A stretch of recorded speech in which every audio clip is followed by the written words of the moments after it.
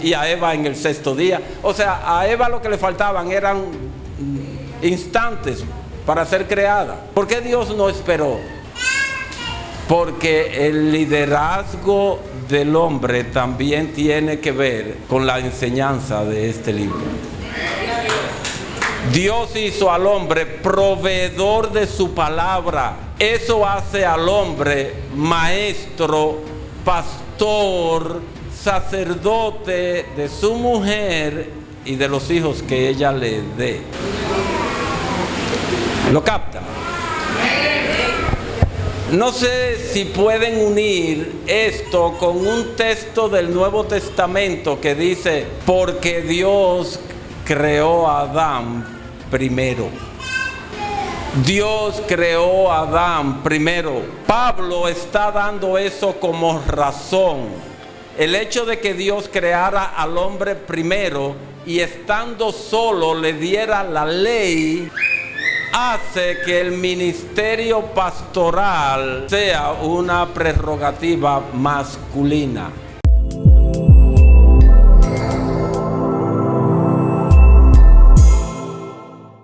Recuerdan que allá en Génesis capítulo 1 versículo 27 dice que Dios los hizo varón y hembra. Y luego les dijo en el versículo 5: por esto el hombre dejará padre y madre y se unirá a su mujer y los dos serán una sola carne. ¿Leyeron eso en Génesis capítulo 2 versículo 24? Eso es lo que él les está diciendo. Él les está diciendo: ustedes no deberían preguntarme eso. Ustedes deberían ir a la Escritura y responderse a sí mismos. Y ahora el Señor sí concluye y les dice: así que no son ya más dos, sino una sola carne. Por tanto, lo que Dios unció al mismo yugo. Yo sé que en su Biblia dice lo que Dios juntó, pero literalmente dice: lo que Dios unció al mismo yugo, no lo separa el hombre. No lo separa el hombre. Y hay algo interesante aquí. El Señor está usando una figura de la vida agrícola de Israel. Una figura que probablemente nosotros conocemos muy bien. Una yunta de bueyes. Es a eso a lo que el Señor está haciendo alusión cuando dice lo que Dios unció al mismo yugo.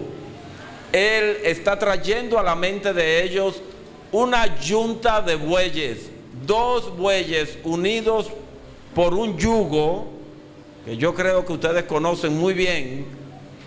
Yo soy del Cibao, esta es una zona agrícola. Y seguramente que cada uno de nosotros ha visto una yunta de bueyes. ¿Qué pasa con una yunta de bueyes?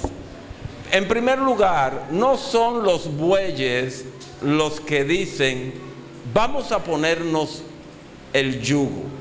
No son los bueyes. Quien decide eso es el boyero. Él es el que dice, el que escoge los bueyes, los coloca juntos y les pone el yugo. Y él es el que se los quita también.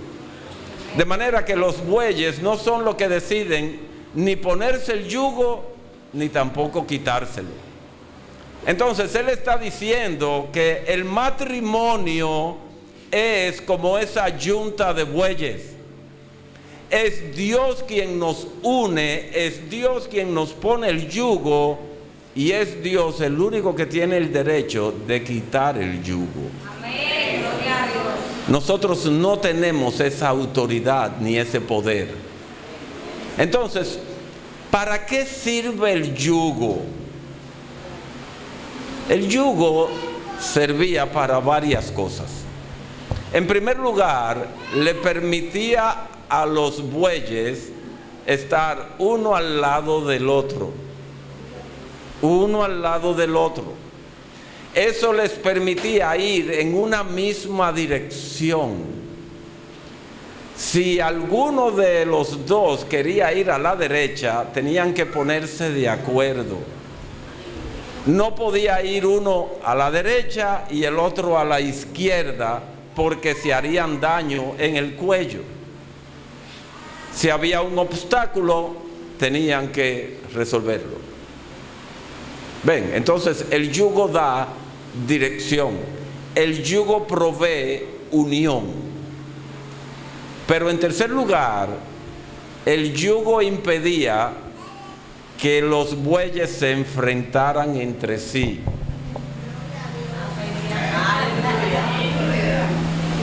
El matrimonio no es un ring de boxeo.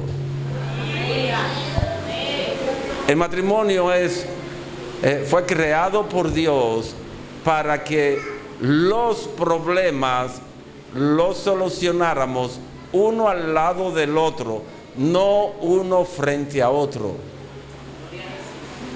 No uno frente a otro. Cuando el matrimonio pelea, es porque hay pecado entre los dos.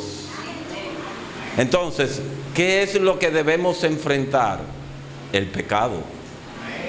El pecado. ¿Cuál es el pecado que se está interponiendo entre nosotros, que nos está empujando a pelear, a querer enfrentarnos el uno al otro? Entonces identificamos ese pecado y trabajamos con ese pecado. Y como evangélicos, nosotros se supone que debemos saber qué hacer con el pecado. El pecado se confiesa ante Dios en primer lugar. Se confiesa, se pide perdón y luego se confiesa ante aquel a quien ofendí y le pido perdón. Y ahí se cierra el círculo de cómo manejar el pecado.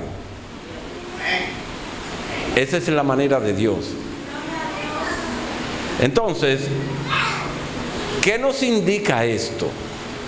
El Señor nos está enseñando aquí algo que nosotros hemos oído muchas veces, que el matrimonio es para siempre. Eso no lo digo yo, eso lo está diciendo el Señor. Él está diciendo: lo que Dios unció al mismo yugo, no hay quien lo separe. Él puso el yugo, Él quita el yugo.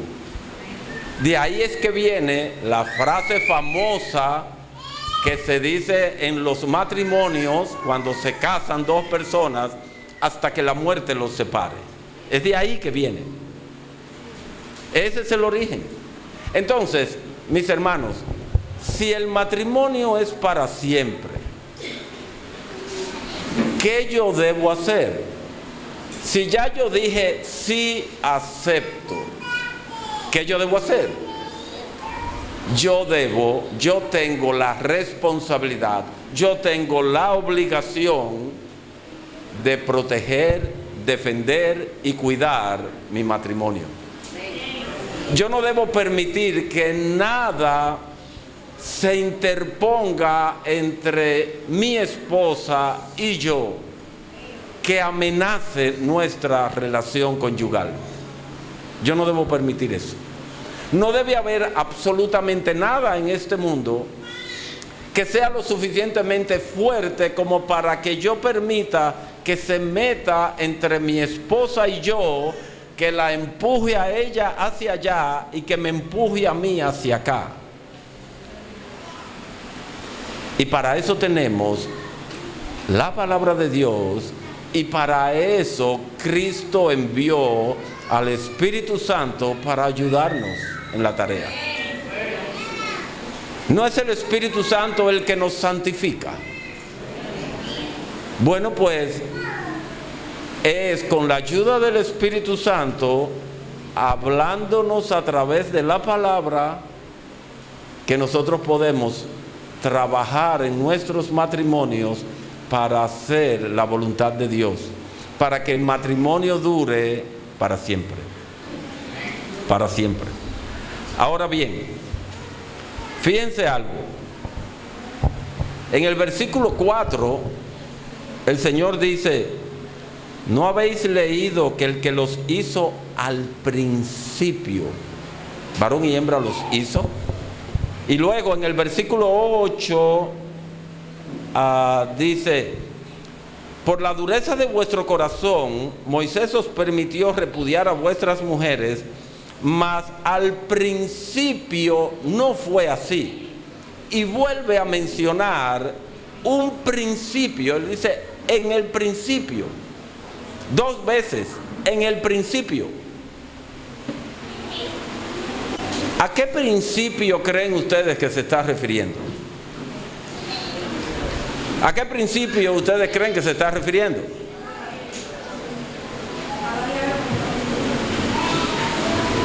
¿A qué principio? A Génesis. A Génesis. Ya él ha citado 2 veces Génesis. Citó Génesis 1:27 y citó Génesis 2:24. Él está diciendo: si ustedes quieren saber cómo funciona el matrimonio, tienen que ir a Génesis y ver cómo fue que Dios diseñó y creó el matrimonio. Los matrimonios tienen problemas por múltiples razones. Por múltiples razones. En primer lugar está el pecado que mora en el corazón de cada uno de los cónyuges. Vivimos en un mundo caído. El hombre es egoísta, el varón es egoísta y quiere siempre buscar el asunto para su provecho, pero la mujer siempre quiere controlar la relación y que las cosas se hagan como ellas dicen, en el momento que dicen y de la manera que dicen. Entonces ahí tenemos nuestros 2 bueyes, uno alando para la derecha y el otro alando para la izquierda. Y el Señor les dice: vayan al principio. Vayan al principio de la creación y entiendan y conozcan cómo fue que Dios estableció el matrimonio y estableció sus bases y las leyes que lo gobiernan. Entonces, ¿qué tenemos que hacer? Bueno, tenemos que hacer lo que el Espíritu Santo nos está diciendo aquí a través de su palabra. Vayan a Génesis. Así que yo les invito a ir a Génesis capítulo 1.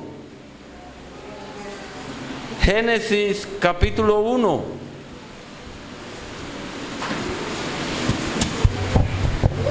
Y para que tomemos bien el contexto, vamos a leer el versículo 1. En el principio creó Dios los cielos y la tierra. ¿Qué está haciendo Dios aquí? El autor, inspirado por el Espíritu Santo, nos está diciendo algo acerca de Dios. Y nos está diciendo que Dios es el creador. ¿Qué es una persona? ¿Qué es un creador? Un creador es alguien que hace un diseño, un dibujo, un boceto de lo que quiere, que tiene un propósito en mente de eso que quiere hacer y que establece unas leyes para que ese diseño se cumpla, para que ese propósito se cumpla. Cuando nosotros vemos cómo Dios hizo todas las cosas, Dios diseñó con un propósito y hay una ley que cumple ese propósito. Y se lo voy a demostrar fácilmente. En el versículo 3, Dios dijo: sea la luz, y fue la luz. ¿Y para qué Dios? O sea, Dios diseñó la luz. ¿Con qué propósito Dios diseñó la luz? Dice el versículo 4: separó Dios la luz de las tinieblas. Si yo le pidiera al hermano que está en cámara que pulsara esos 2 interruptores que están ahí, las luces se apagaran y quedaríamos a oscuras. Pero si yo luego le dijera: enciende la luz. Tan pronto la luz es encendida, las tinieblas desaparecen. Y mis hermanos, así ha sido desde el primer día de la creación hasta hoy. Dios puso una ley en la luz. Cada vez que tú aparezcas, las tinieblas desaparecen. Y esa ley se ha cumplido por siempre. Antes del pecado y después del pecado. ¿Lo ven? Entonces, cuando nos acercamos al matrimonio, tenemos que entender, en primer lugar, ya vimos algo en Mateo. El matrimonio es para siempre. Eso es importantísimo. El matrimonio es para siempre, no porque yo lo digo, no porque los evangélicos lo dicen. No, el matrimonio es para siempre porque Dios lo dice. En este asunto de la fe, no es mi opinión la que cuenta, es lo que dice Dios lo que cuenta. Entonces Dios ya nos dijo, el matrimonio es para siempre. Ahora es importante que nosotros entendamos que el matrimonio fue diseñado por Dios y creado con un propósito muy específico por Él. Si yo no entiendo el diseño, puedo dañar el asunto. Por ejemplo, ustedes saben que hay gasolina y hay gasoil, porque hay vehículos que funcionan con gasolina y hay vehículos que funcionan con gasoil. Si a un vehículo de gasolina a alguien se le ocurre, sea conscientemente o sea por error, echarle gasoil, adiós motor. ¿Por qué? Porque violentó el diseño del vehículo. Ese vehículo fue diseñado para trabajar con gasolina. Si usted le echa gasoil, no va a funcionar, se va a estropear, se va a dañar. Bueno, pues nosotros, si queremos que nuestro matrimonio funcione, nosotros tenemos que saber cómo fue que Dios lo diseñó. ¿Cuáles fueron las leyes que Él estableció para que el asunto funcione? Entonces, por eso les decía que el matrimonio no funciona en parte por causa del pecado. El pecado se interpone y estropea el diseño de Dios. Pero en segundo lugar, el matrimonio muchas veces no funciona porque nosotros desconocemos cuál es su diseño. ¿Cómo fue que Dios diseñó y puso en operación el matrimonio? Ese es el tema. Entonces, con eso en mente, yo quiero que ustedes vayan al versículo 27 del capítulo 1. Estamos en medio de la creación. O sea, eso es importante que lo tengan en cuenta, porque fue Dios quien creó el matrimonio. Entonces, en el versículo 27, sexto día de la creación, sexto y último día de la creación, dice, versículo 26, perdón, dice: entonces dijo Dios, hagamos al hombre a nuestra imagen, conforme a nuestra semejanza, y señoreen en los peces del mar, en las aves de los cielos, en las bestias, en toda la tierra y en todo animal que se arrastra sobre la tierra. Dice aquí, hagamos al hombre. Hombre en este versículo 26 no es varón, no es varón.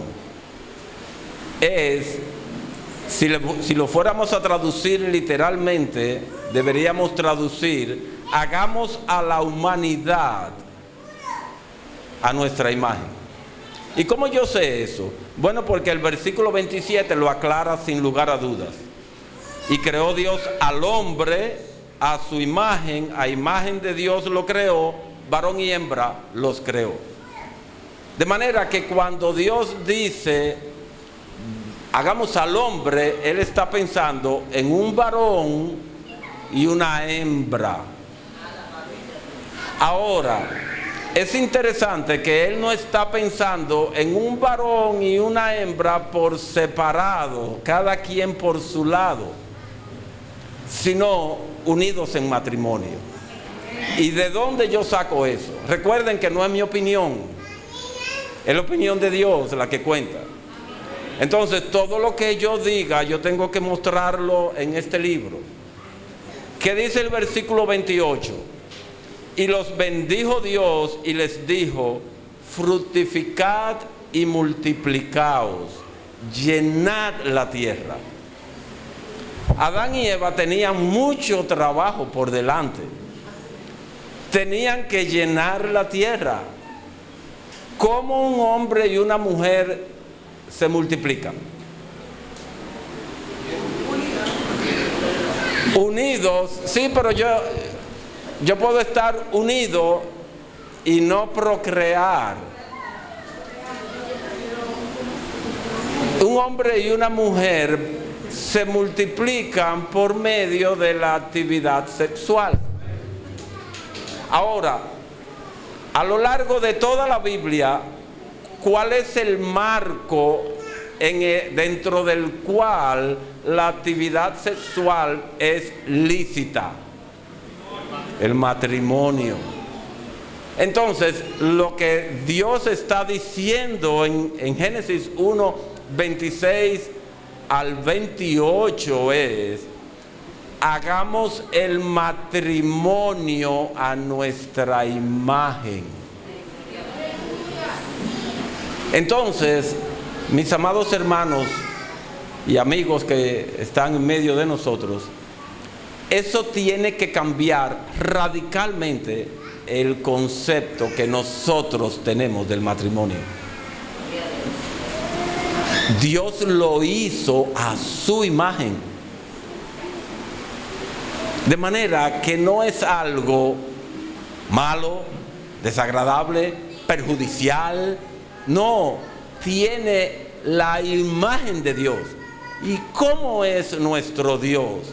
Dios es bueno, compasivo, misericordioso, lleno de gracia. El matrimonio está supuesto por diseño a reflejar eso. A reflejar eso. El matrimonio fue hecho a la imagen de Dios. Y es interesante esa palabra en hebreo, imagen. ¿Saben qué significa literalmente? Modelo. Modelo. De manera que lo que Dios está diciendo aquí es: hagamos el matrimonio según nosotros. Vamos a tomarnos a nosotros como modelo para crear el matrimonio. Para crear el matrimonio. Entonces, el matrimonio no es cualquier cosa. El matrimonio está llamado, el gran propósito del matrimonio es reflejar la imagen de su creador. Si yo le preguntara a los que están casados aquí, ¿para qué ustedes se casaron? Las respuestas pudieran ser tan variadas como matrimonios hay aquí. Ahora, si le preguntáramos a Dios: Señor, ¿para qué tú nos uniste en matrimonio con esta mujer, con este hombre? ¿Para qué?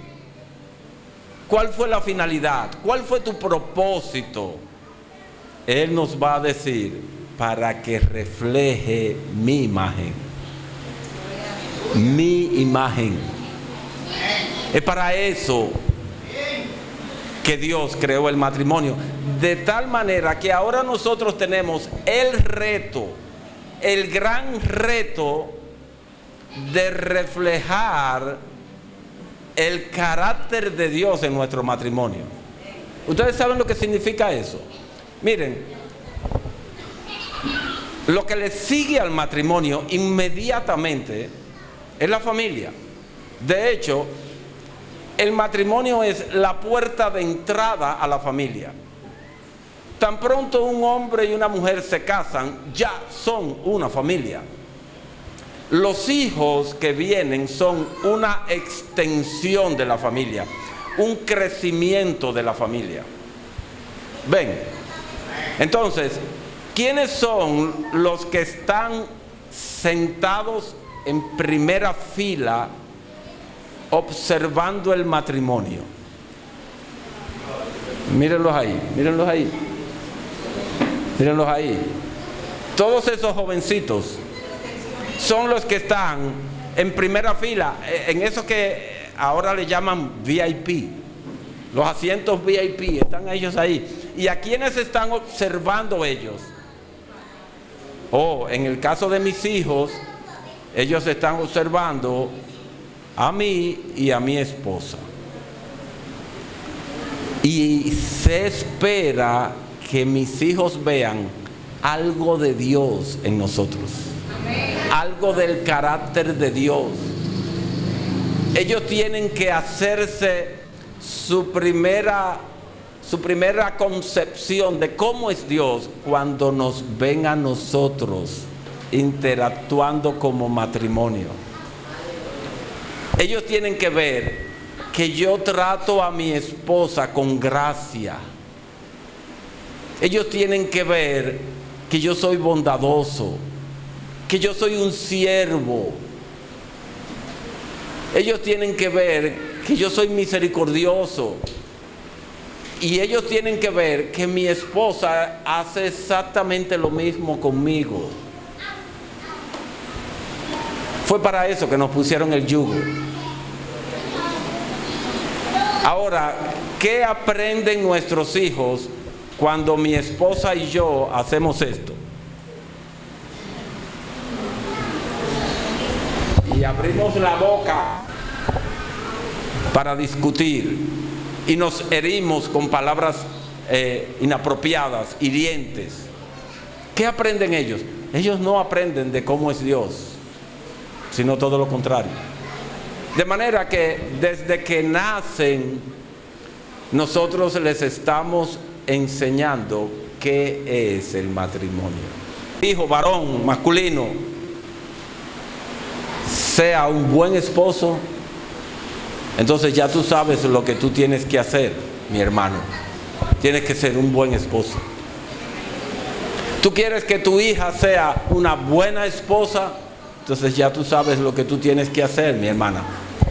Ambos tienen que mostrar la imagen del Dios que los creó, la imagen del Dios que los unió en matrimonio.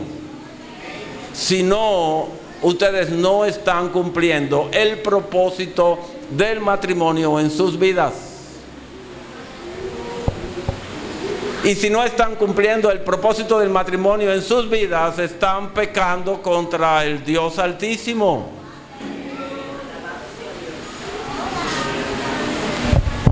Mis hermanos, todos nosotros venimos con el chip del matrimonio, porque el matrimonio no es de diseño humano, ni es una construcción humana. Dios nos creó para el matrimonio y Él puso eso en el corazón del hombre y en el corazón de la mujer. Y aunque no se casen como Dios manda y se unen, en esa unión están haciendo lo que deben hacer en el matrimonio.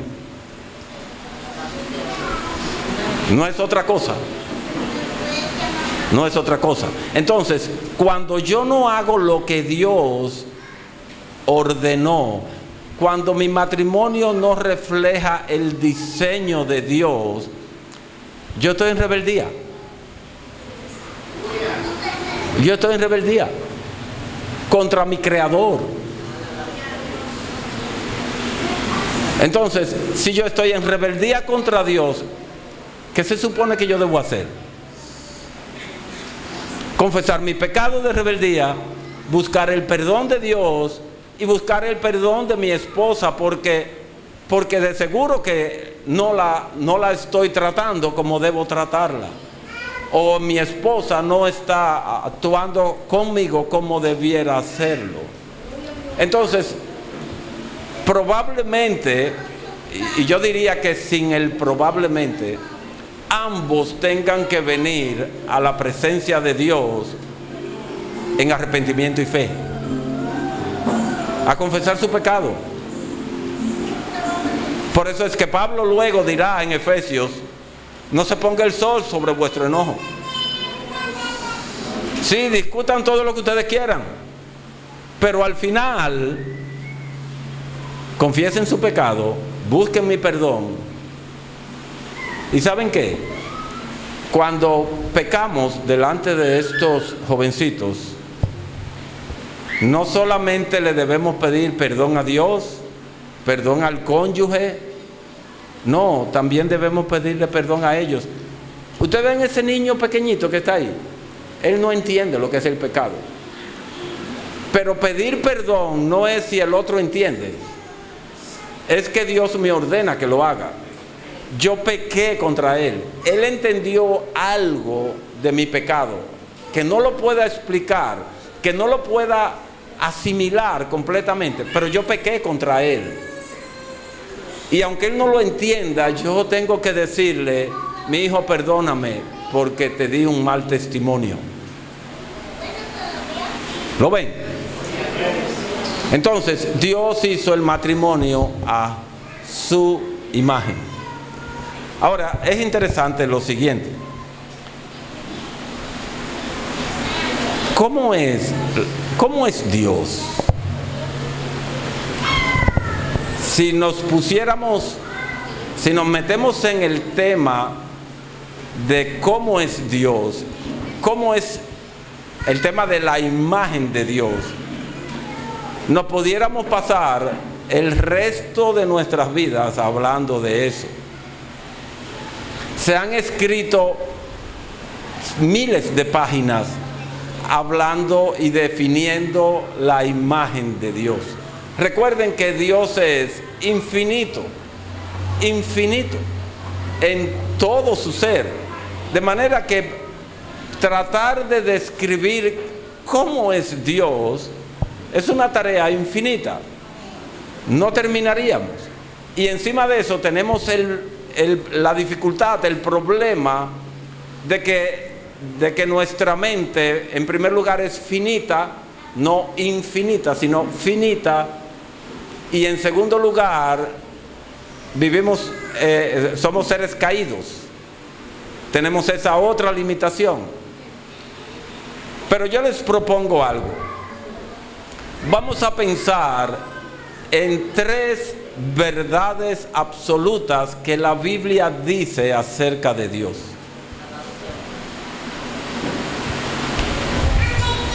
En primer lugar, dice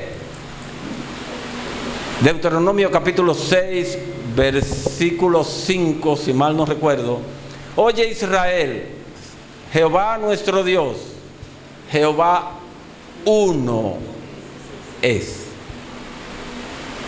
Uno es. Es un solo Dios. ¿Estamos claros en eso? Amén. Ok.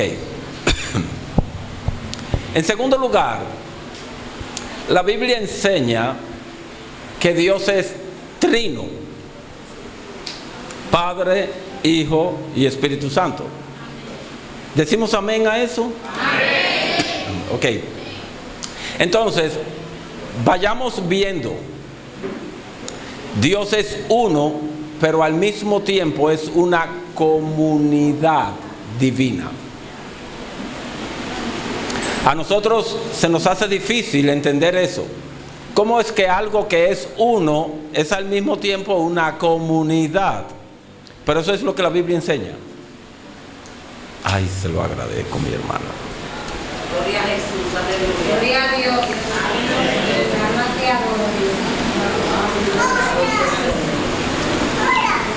Entonces ya podemos ir viendo que esos dos aspectos del ser de Dios, Él es uno y Él es una comunidad. Pero dice la Escritura que Dios mismo dice: yo soy santo. Por ejemplo, en el libro de Levítico, Dios enfatiza mucho su santidad. Yo soy santo, yo Jehová. Cada vez que ustedes leen en Levítico cuando dice: y no harás tal cosa, yo Jehová, eso significa yo soy santo. Ustedes lo tienen que hacer o no hacer por causa de mi santidad. Y recuerdan la visión que tuvo Isaías en el capítulo 6 de su libro, cuando los serafines gritaban el uno al otro: santo, santo, santo, Jehová de los ejércitos, toda la tierra está llena de tu gloria. De manera que nosotros podemos decir que Dios es uno, que es una comunidad divina y que es santo. Si quisiéramos, le pudiéramos agregar una cuarta, y para eso iríamos tan lejos como 1 de Juan capítulo 4 versículo 8. ¿Qué dice? Dios es amor. Hay hasta un corito que se lo enseñamos a nuestros hijos. Dios es amor, Dios es amor. La Biblia lo dice: Dios es amor, Dios es amor. Vuelve y lo repite en el capítulo 4 versículo 8, 1 de Juan. ¿No? Entonces, Dios es uno, Dios es una comunidad divina, Dios es santo, Dios es amor. Pregunta: si Dios va a crear a su imagen, lo que sale del otro lado, ¿cómo tiene que ser? Igualito. Igualito. Ahora, si ustedes pasan la página y van a Génesis 2, podremos ver cómo fue eso en nosotros. Miren cómo funciona Génesis 1 y 2 con respecto a la creación del hombre. En Génesis 1 se da el titular, como en los periódicos. Ustedes ven que hay un titular en los periódicos y ustedes comienzan a leer y apenas hay un parrafito y luego dice: pase a la página 4. Entonces ustedes van a la página 4 y encuentran media página con todos los detalles. Bueno, pues Génesis 1 es el titular de la creación del hombre. Pero Génesis 2, a partir del versículo 7, se nos dan todos los detalles. Entonces, miren el versículo 7 de Génesis 2. Entonces, Jehová Dios formó al hombre del polvo de la tierra y sopló en su nariz aliento de vida, y fue el hombre un ser viviente. ¿Qué resulta? Que aquí la palabra hombre es la misma que usaron en Génesis 1:26. Sin embargo, aquí significa varón. ¿Y cómo yo lo sé? Porque en el versículo 18 dice: no es bueno que el hombre esté solo, le haré ayuda idónea. Eso quiere decir que en la palabra hombre del versículo 7, Eva no estaba. El hombre estaba solo. Y eso es importante, mis hermanos, notar ese detallito.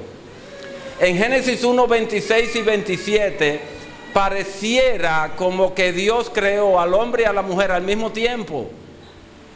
Pero Génesis 2, 7 en adelante nos muestra que no fue así. Que Dios hizo al varón primero, y eso no es casualidad. Recuerden que Dios diseña con un propósito y le pone una ley a lo creado. Era el propósito de Dios que el varón fuera formado primero. ¿Por qué? Porque ese sería el líder. El líder, el siervo. Óiganlo bien, hombres, porque el líder en la Biblia no es igual que el líder en República Dominicana. Líder en la Biblia es ser como Jesús, siervo de siervos. Tengan eso bien claro. En mi casa, mi esposa tiene un esclavo personal. Y ella abre la boca y ese esclavo le sirve. ¿Ustedes saben cómo se llama? Miguel. Ese es mi nombre. Ese es mi nombre. Al igual que Cristo, yo me sacrifico por ella. Al igual que Cristo, yo procuro su santidad. Al igual que Cristo, yo me humillo para que ella reciba el beneficio. ¿Lo ven? Para eso yo fui creado primero. Para servir, para liderar en amor, en justicia y en santidad. Entonces, aquí tenemos al hombre que fue creado primero. Y noten ahora lo que Dios hace. A partir del versículo 8 hasta el 14. Dios crea el hábitat, el medio ambiente donde ese hombre va a vivir. Y mis hermanos, noten bien. Dice que Dios plantó un huerto al oriente. Y dice en el versículo 9 que Dios hizo nacer de la tierra todo árbol delicioso a la vista y bueno para comer. También el árbol de la vida en medio del huerto y el árbol de la ciencia del bien y del mal. Señores, ¿qué es lo que piensen qué es lo que Dios está haciendo aquí? Él plantó un huerto y puso allí toda clase de árboles. Es decir, que era una tierra fértil. No fue en las dunas de Baní. No fue en la meseta casi desértica de Asua que lo pusieron. Si quisiéramos buscar algo comparable, o fue en el Valle de San Juan o es en el Valle de Moca, donde los frutos se daban casi sin trabajo. Ven. Pero luego, fíjense, es una tierra fértil en extremo. ¿Por qué? Porque es una tierra de reguío. Hay un río, dice, que se partía en 4 brazos. Es decir, una tierra fértil, una tierra buena. Y luego dice que en esa tierra había oro, bedelio y ónice. Son minerales. Es decir, que no solamente era agropecuaria, era también minería. Pregúntense, hombres, si a ustedes lo ponen en un sitio así, ¿qué ustedes creen que Dios está esperando de ustedes?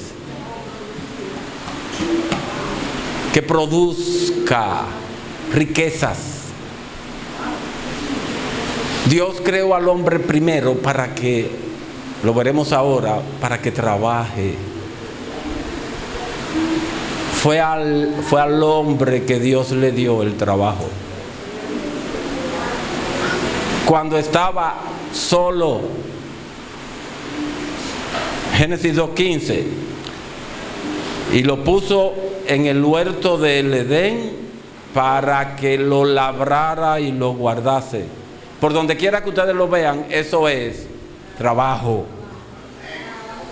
Trabajo en una tierra rica desde el punto de vista agropecuario y desde el punto de vista minero, pero trabajo. Señor, aquí estoy yo solo en esta tierra tan rica y tú me dices que trabaje. ¿Para quién es que yo voy a trabajar? No te preocupes, mi hijo, yo te lo voy a decir ahorita. Tú vas a ver dentro de un rato en quién es que tú vas a gastar tus cuartos. Yo te lo voy a decir ahorita, no te preocupes. Lo siguiente que Dios hace en los versículos 16 al 17 es darle a Adán. Eva no existía, recuerden, el hombre está solo. Le dio la ley a Adán. Con el trabajo, Dios constituye al hombre en proveedor Y en segundo lugar, en protector. El trabajo tiene la característica, la virtud de producir protección. Cuando una mujer, su esposo provee lo suficiente para pagar la casa, los servicios de la casa, la comida, la ropa, la colegiatura, cuando se enferman para las medicinas y un chin, aunque sea para irnos a comer un helado en Bonn, todo está tranquilo. Todo está tranquilo. El hombre provee seguridad con su trabajo. Pero ahora Dios le da la ley. Le da la ley. De todo árbol del huerto podrás comer, pero de este árbol no comas. El día que comas, morirás. Y yo sé el terreno donde estoy. Pero yo tengo que ser fiel a la Escritura y no a ustedes. Entonces, ¿por qué Dios le dio la ley al hombre cuando estaba solo? ¿No era mejor esperar crear a Eva y matar 2 pájaros de un tiro? Sean sinceros.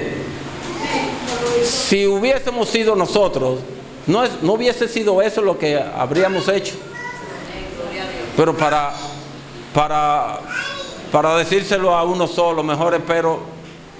Porque Él creó a Adán en el 6º día y a Eva en el 6º día. O sea, a Eva lo que le faltaban eran instantes para ser creada. ¿Por qué Dios no esperó? Porque el liderazgo del hombre también tiene que ver con la enseñanza de este libro. Dios hizo al hombre proveedor de su palabra.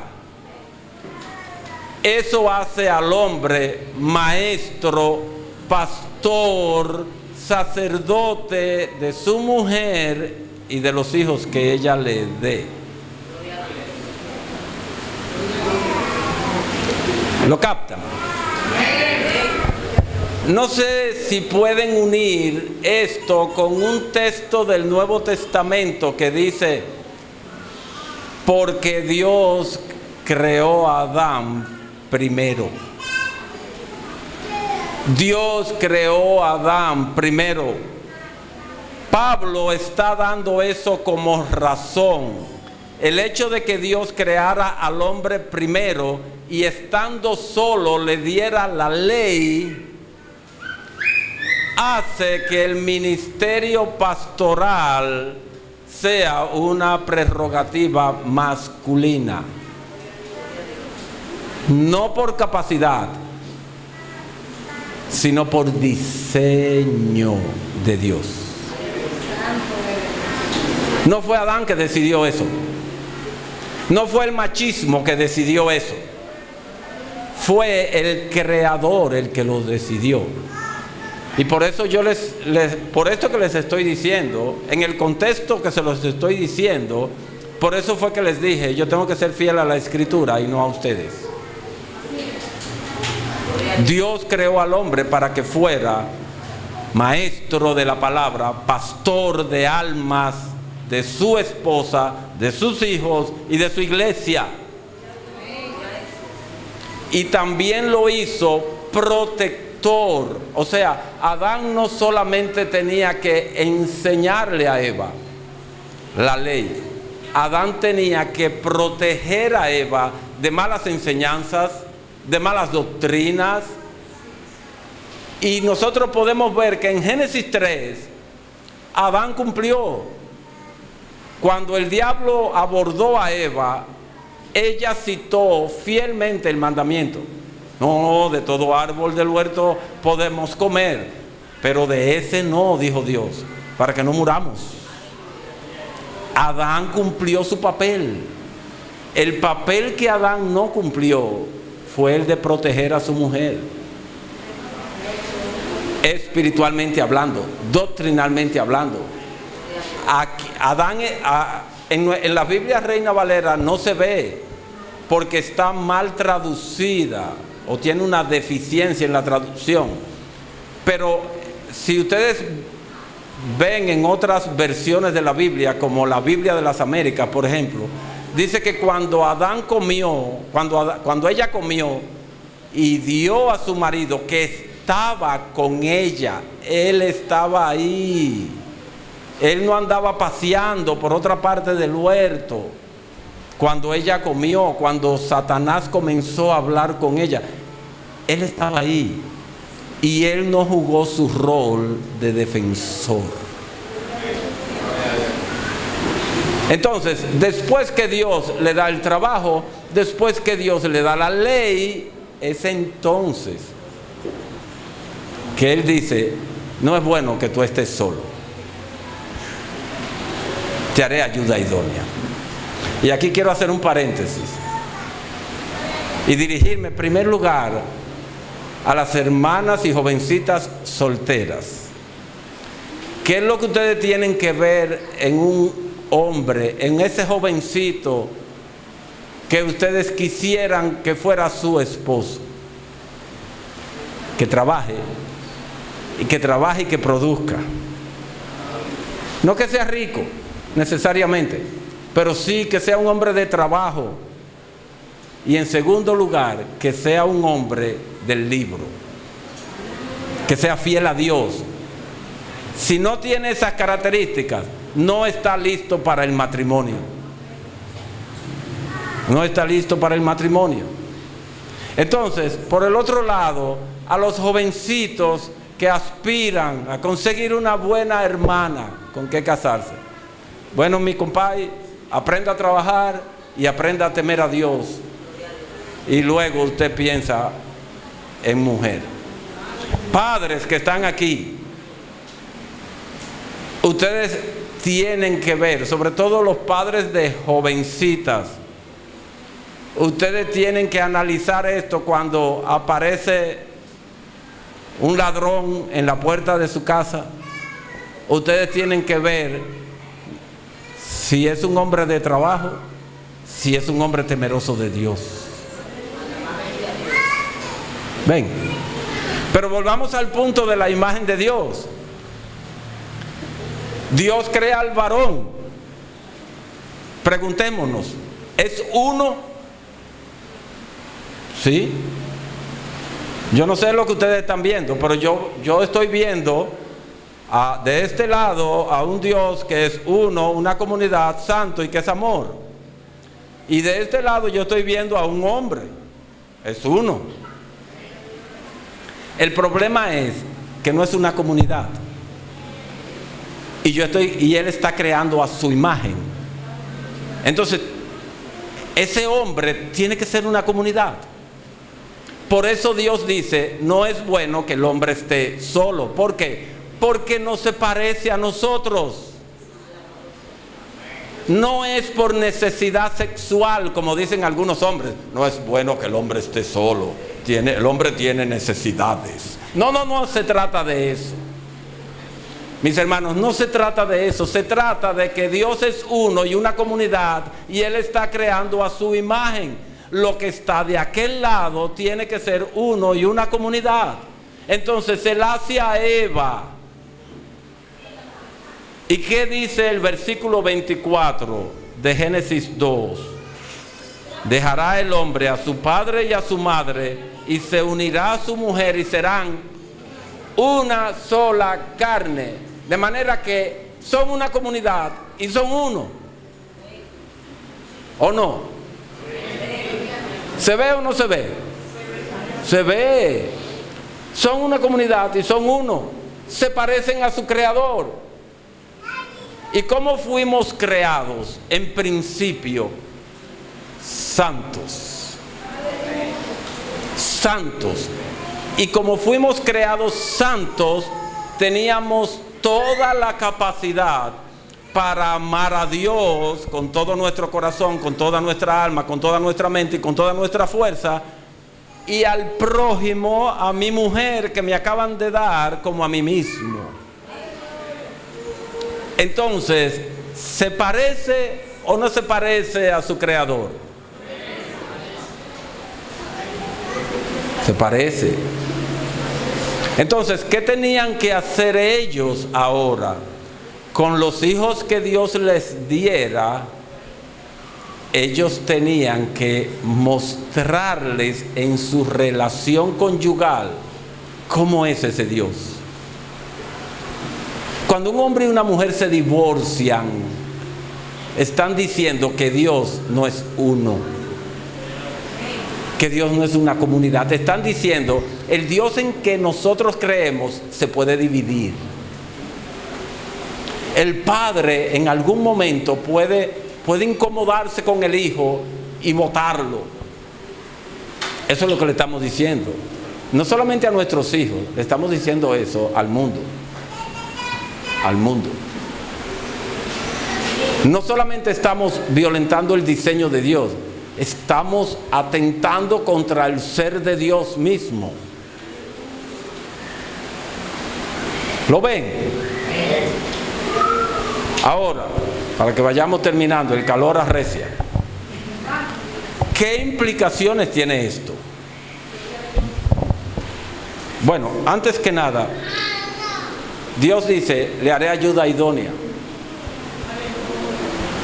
Ese es un concepto que se ha distorsionado bastante también. No son pocos los que entienden que la mujer es idónea para cambiar pañales y lavar ropa y cocinar y planchar. Eso está incluido, pero no es lo único. Fíjense en el versículo 18. No es bueno que el hombre esté solo, le haré ayuda idónea para él. ¿Y qué hay en el versículo 19? Yo no sé ustedes, pero cuando yo leo el versículo 18, yo tengo la expectativa de que en el versículo 19 me va a hablar de Eva. No, no es eso. En el versículo 19 dice, Jehová Dios formó pues de la tierra toda bestia del campo y toda ave de los cielos y toda bestia que se arrastra sobre la tierra, y se los trajo a Adán. Ven acá, Señor, tú me estás relajando. Tú me dices que me va a hacer ayuda idónea y tú lo que me traes es animales. Yo no puedo unirme a ninguna de estas criaturas y formar una sola carne con esas criaturas, porque no son semejantes a mí. Yo no me, por más que yo quiera a mi perrito, yo no puedo sentarme con mi perrito a explicarle lo que yo les estoy explicando a ustedes. Por más amor que él me tenga y por más que yo quiera a mi perrito, no podemos tener comunión, porque él no habla, él no piensa. Él tiene un instinto que Dios le dio y él se mueve por instinto. Entonces Dios le trae a Adán animales. Y al final, ¿qué dice Adán? No, Señor, para mí no se halló ayuda idónea. Entonces Dios le dice, ok, Adán, dame un momentico. Lo pone a dormir, saca una de sus costillas. Sí, no dolió. En el paraíso no hay dolor, acuérdense. Allá no habrá ni más llanto, ni más muerte, ni más dolor. Allá no hay dolor, allá no hay dolor. Sí, le podían sacar, no una costilla, no. Le podían sacar el esqueleto entero y no iba a doler. Entonces, sacó una costilla y formó una mujer. Noten la diferencia. Ustedes quieren saber por qué es que ellas son más bonitas que nosotros. ¿De verdad ustedes lo quieren saber? A nosotros nos sacaron de la tierra. A ellas la sacaron de aquí. Material más refinado. Es por eso, mis hermanos. Es por eso que ellas son más bonitas. No fue de la tierra directamente. Fue de mí que la sacaron. Sacaron un material ya. A nosotros nos empañetaron con arena gruesa. A ellas cogieron un sedazo y cernieron la arena y la empañetaron. Nuestro Dios es maravilloso. ¿Ustedes se imaginan una mujer creada como nosotros? No. Eso no era posible, mis hermanos. Eso no era posible. Entonces, Dios crea a Eva. De manera que Eva es idónea por el sencillo hecho de no ser un animal, sino una persona humana como yo, con quien yo puedo relacionarme, a quien yo puedo amar y ser correspondido en igual manera, con quien yo puedo hablar y entenderme, con quien yo puedo razonar, con quien yo puedo compartir a Dios con ella. Nos podemos sentar en el mueble de la sala, abrir nuestras Biblias y conocer a Dios juntos por ser humana. Ven, pero noten algo. Ella es idónea porque me eleva. ¿Qué era Adán en Génesis 2:15? Un trabajador. ¿Y qué era Adán después de la creación de Eva? Según Génesis 1:28, él era un gobernador. Le dijeron, gobierna la tierra, gobierna la creación. De manera que sin mujer yo soy un peón. Pero cuando me caso, Dios me promueve a gobernador. ¿Quién es que me da eso? Mi mujer. Dios me lo da a través de mi mujer. Ella me eleva. Y un dato que no quiero que se me quede, porque es importante. Mis hermanos, nosotros los hombres fuimos creados por Dios, por diseño, con la necesidad de ayuda. Óiganme bien, ayuda. Y no nos pusieron a otro hombre, nos pusieron a una mujer. Amén. Que nosotros le llamamos sexo débil. Bueno, pues ese sexo débil es la que nos ayuda a cumplir la voluntad de Dios. ¿Y cuál es la voluntad de Dios? Para Adán, llenar la tierra. Sin mujer no hay llenadera de tierra. Sin vagina y sin útero no hay llenadera de tierra. Y él tenía la responsabilidad de llenar la tierra. Ella es idónea para eso. Yo no puedo gobernar sin esa ayuda. Hay un par de razones más, pero no me vienen a la mente ahora. Las tengo anotadas ahí en una presentación que tengo, pero siempre hay una que otra que se me escapa. Esta vez se me escaparon dos, no recuerdo, hay dos que no recuerdo. Entonces, mis hermanos, ¿qué implicaciones tiene esto? Así como Dios nos creó a su imagen, Él también espera que el matrimonio funcione. Él también espera que el matrimonio funcione. Por ejemplo,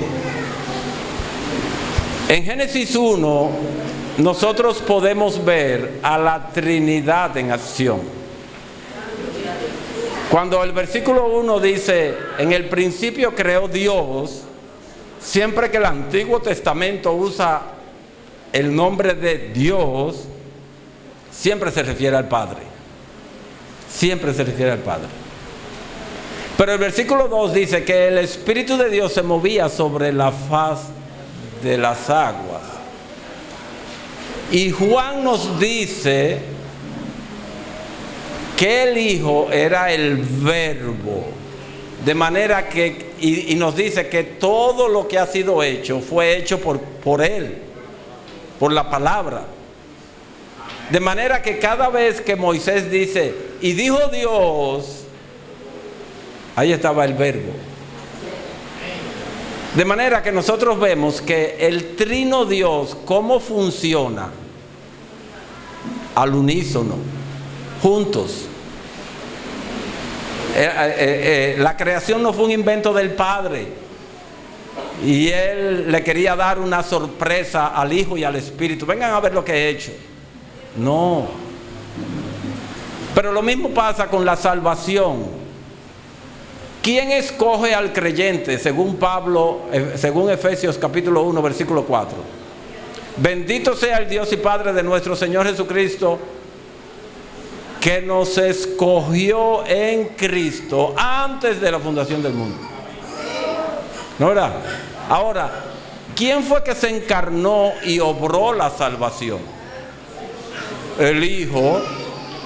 Entonces el Padre escoge, el Hijo obra la salvación. ¿Y qué dice Pablo en Efesios 1 en el versículo 14? Acerca de los creyentes que fueron sellados con el Espíritu Santo de la promesa. De manera que el Dios Trino está involucrado en la salvación, en la redención. De manera que ese Dios Trino, ese Dios que es uno, que es una comunidad, que es santo, que es amor, trabaja. Entonces, mis hermanos, casados, si nuestro matrimonio fue hecho a la imagen de Dios, ¿cómo Él espera que nosotros llevemos nuestro matrimonio? Oh, yo soy el hombre y aquí yo soy el que toma las decisiones y tú no tienes que opinar nada. Como que no se me parece al Dios que me creó. Sí hay una jerarquía, no podemos perdernos en eso. El hombre fue puesto para gobernar, pero la mujer fue puesta para ayudarle. ¿A qué? A gobernar. A gobernar. Ven. Entonces, Dios espera que trabajemos al unísono. Eso no quiere decir que el día del aniversario de boda yo no puedo darle una sorpresa porque tengo que ir a consultarlo con ella. No estamos hablando de eso. No estamos hablando de eso. Pero yo no puedo vender mi vehículo y comprarme uno del año sin compartirlo con mi mujer. ¿Por qué? Porque si yo tomé una mala decisión, luego toda la familia vamos a pasar trabajo por una mala decisión. Entonces tenemos que trabajar como lo que somos. Un matrimonio. ¿Lo ven? Y cuando nuestros hijos están grandes ya, que son adultos, ellos también entran en la jugada. O sea, yo no puedo desaparecerme de mi casa, salir para acá y decirle a mi esposa, mira, yo voy a predicar en un sitio que me invitaron. ¿Y dónde es? Yo le dije, yo no sé, yo no te puedo decir porque yo nunca he ido. Yo lo único que sé es que está lejos de donde yo vivo. Y tengo una dirección de GPS. Pero yo no solamente se lo dije a mi esposa. Mi hijo más pequeño cumplió 26 años. Y vive con nosotros todavía. Entonces, yo le comuniqué, yo le dije, mira, voy para un sitio. ¿Y con quién tú vas? Porque ya mi hijo se preocupa por mí. ¿Por qué? Porque ya yo tengo 65 años. Y ya él entiende que hay cosas que yo no puedo hacer. Antes yo me iba solo para los pueblos a predicar. Ahora él me dice, ¿para dónde tú vas? Ah, yo voy a La Vega. Yo voy contigo. Yo te manejo la mitad del camino. Ya él no me deja subirme en una escalera. Yo, pero esto es lo último. Bueno, es una familia, una. Y como familia también debemos reflejar la imagen de nuestro Creador. ¿Lo ven? Ahora, y con esto termino. ¿Qué pasó en Génesis 3?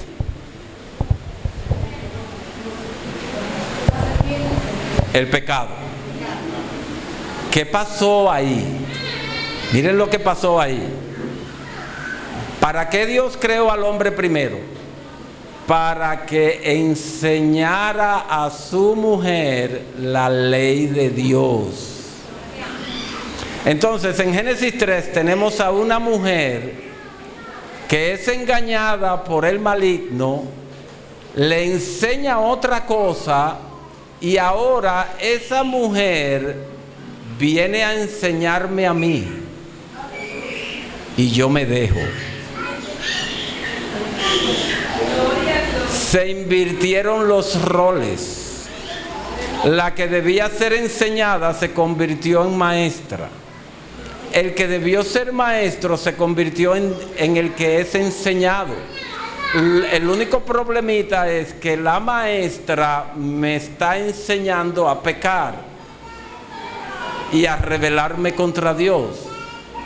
Entonces el hombre perdió su liderazgo, cedió su liderazgo. Y la mujer asumió un rol para el cual no fue diseñada. Ella fue diseñada para gasolina y ella se echó a sí misma gasoil. Ven. Entonces ella fue diseñada como ayuda idónea, pero ahora Dios le dice en el versículo 16 de Génesis 3 que ella va a querer no ser ayuda idónea, no, ella va a querer gobernar y que el hombre sea su ayuda idónea.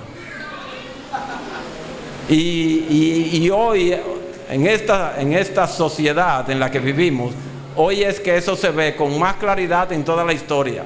El empoderamiento de la mujer. Yo misma soy. Entonces ahora, mis hermanos, no tenemos ayuda idónea, tenemos una contrincante formidable. Ahora bien, para eso vino Cristo.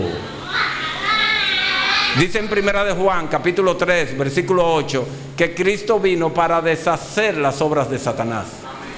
Entonces ahora, cuando el hombre es salvo en Jesucristo y la mujer es salva en Jesucristo, entonces son redimidos y sus roles también. Entonces ahora yo como hombre voy a luchar para no ser egoísta, porque Adán lo que hizo fue ser egoísta, satisfacer su propia necesidad. Por eso es que en Efesios 5:25 es al hombre que se le dice: ama a tu mujer. Oh, ¿y es que acaso la mujer no tiene que amar al hombre? Sí, pero el problema es que yo como hombre, el pecado me afectó de tal manera que ahora yo quiero usar a la mujer para mi propia satisfacción, usar a mi mujer para esconder mi egoísmo. Yo quiero yo, siempre yo, primero yo. Pero, ¿y cuál es el problema de la mujer? Bueno, por eso es que Pablo le dice en el mismo capítulo a las esposas que se sujeten a sus maridos.